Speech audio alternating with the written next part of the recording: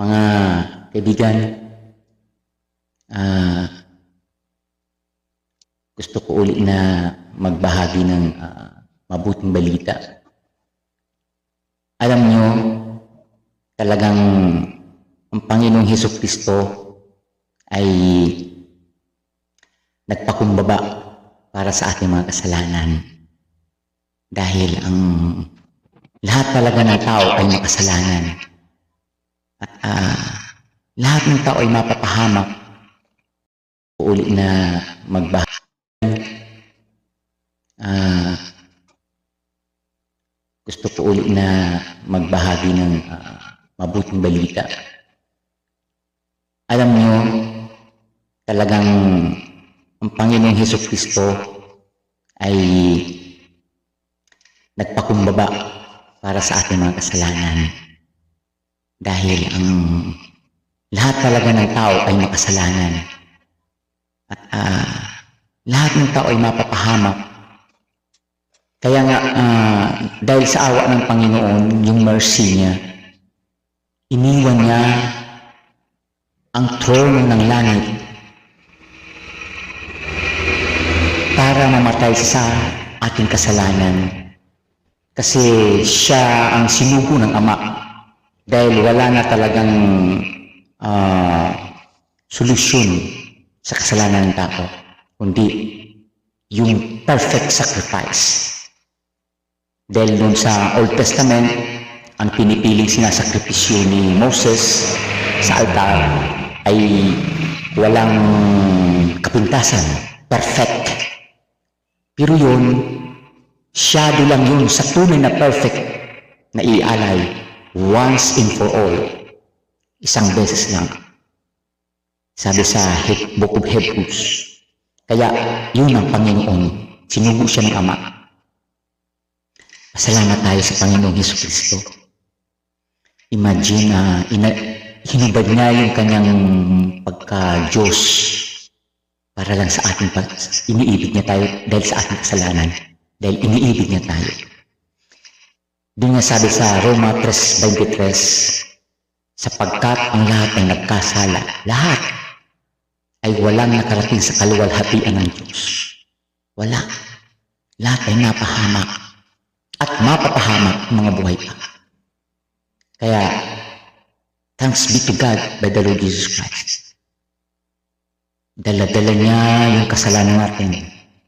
Pasan niya sa krus para dalhin doon sa Kalbaryo.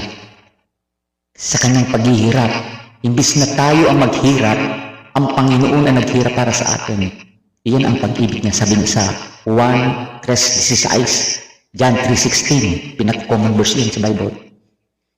For God so loved the world, ikaw yun, that He gave His only begotten Son, the Lord Jesus Christ, that whosoever believeth in Him, manampalataya sa Kanya, kung sino ang manampalataya sa Kanya, shall not perish doon sa hell, sa impyerno, but have everlasting life. Doon niya tayo rescuing sa hell, shall not perish. Although sinabi ni Jesus Christ sa Juan 6:43 na ang laman will profit natin. Kaya nga itong laman na ito, in-overcome niya ito. Hinayaan niya lang ipasumpok ang mukha niya, ipalatigo, dahil walang halaga ang flesh. Ngunit, ang mahalaga, ang mission niya, mahamok tayo doon sa impyerno. Iyon ang pangalawang kamatayan sa Revelation 21:8. Napakahindi yung kamatayan doon. It is the lake of fire, which is fire with brimstone, which is the second death. Pag binasa niyo po yan sa Revelation 21:8, lahat doon nakasaad yung lahat mga number 1 na kandidato, yung fearful, yung duwag. Minsan, duwag sa pagbabible study. Niyayaya mo siya mag-Bible study, ngunit ayaw. O kaya, naduduwag siya dahil kinakantsawan siya ng mga barkada niya. Iyon ang unang kandidatong itatapon sa impyerno. At pinakalas naman, first and the last, yung all liars, lahat ng sinungaling. Lahat ng sinungaling, ikaw ba hindi pa nakapagsinungaling? Nakapagsinungaling ka na. Kaya kailangan mo ang Panginoong Hesus Kristo para ma-rescue doon sa pangalawang kamatayan. Praise God. Ngunit, dahil nga ang tao nga sa Revelation 21:8, talagang impyerno, nakapangingilabot yun.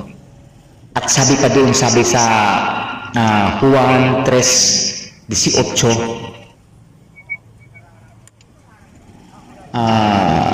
he that believeth shall not condemn, but he that believeth not shall condemn already. Buhay pa, condemn already, kasi hindi siya nanampalataya buhay pa.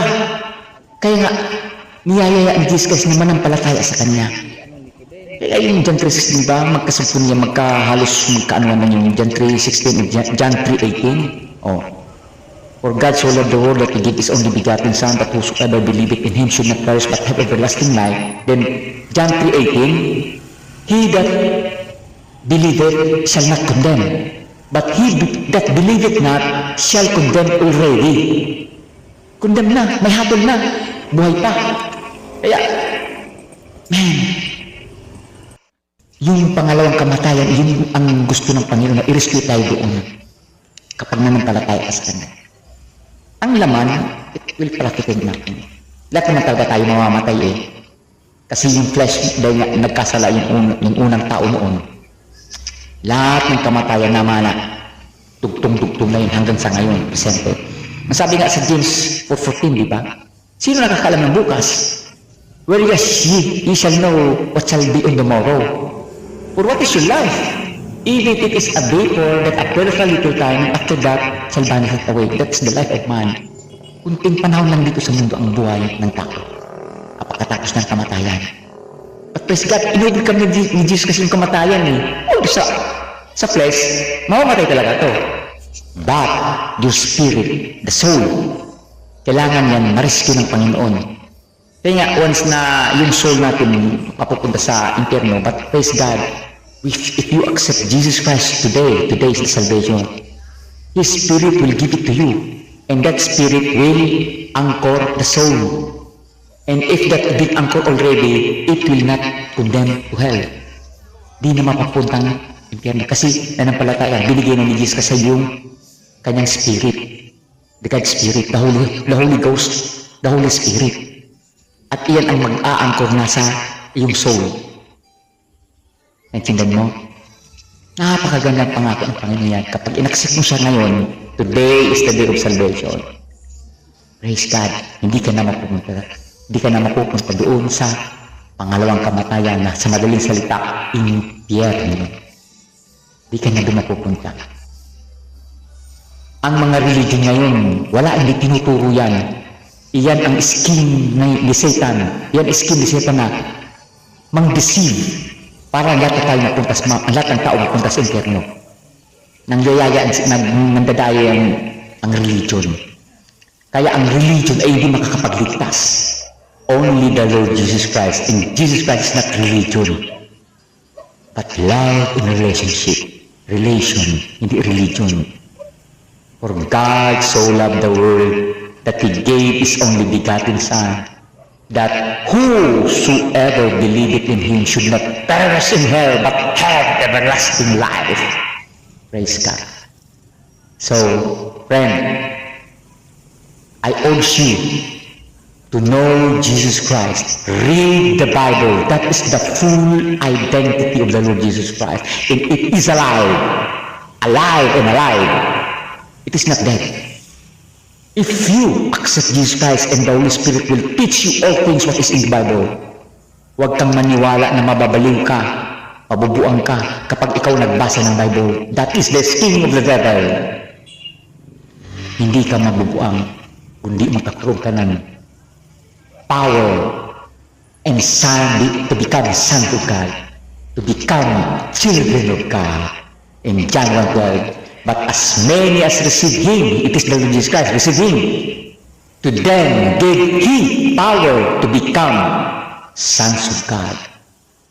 You will become sons of God. Praise God. When he died on the cross, he died for your sins on the cross. He shouted with a loud voice, it is finished. Believe his word.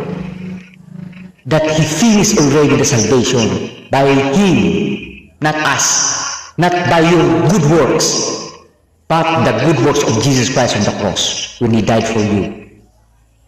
That is the good news. You cannot be saved by your good works. Hindi ka mapupunta ng langit sa pamamagitan ng mabuting gawa, kundi sa pamamagitan ni Jesus Christ.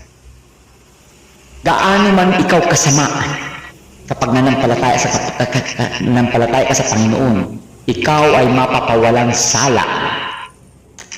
Kahit na mamatay tao ka pa, pag nananalig ka sa Panginoon, ikaw ay mapapawalang sala. That is the good news. Religion cannot save you. Membership in the religion cannot save you. Only the Lord Jesus Christ. Remember, sabi nga ng Panginoon, the gate in destruction is broad to hell, but narrow is the straight gate that leads to life. It is in heaven. Kung tila na nakakasumpong noon, dahil lahat sila'y napariwara dito sa mundo, napaka-enticing ng mundo, puno ng kasalanan ang mundo. But once na nakita na kilala ng Panginoon, He will give you light for your path. Magliliwanag ang iyong daan patungo sa langit. Hindi ka na maglalakad sa kadiliman because Jesus is the light. Remember that. Praise God.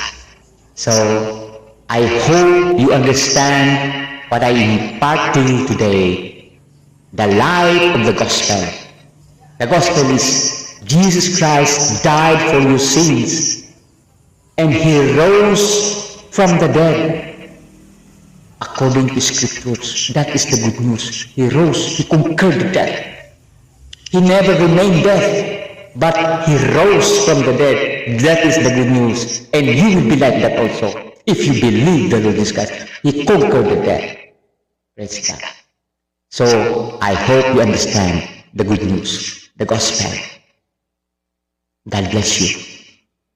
Friend, accept Jesus now. Today is your salvation. Today is your salvation now. If you hear His word,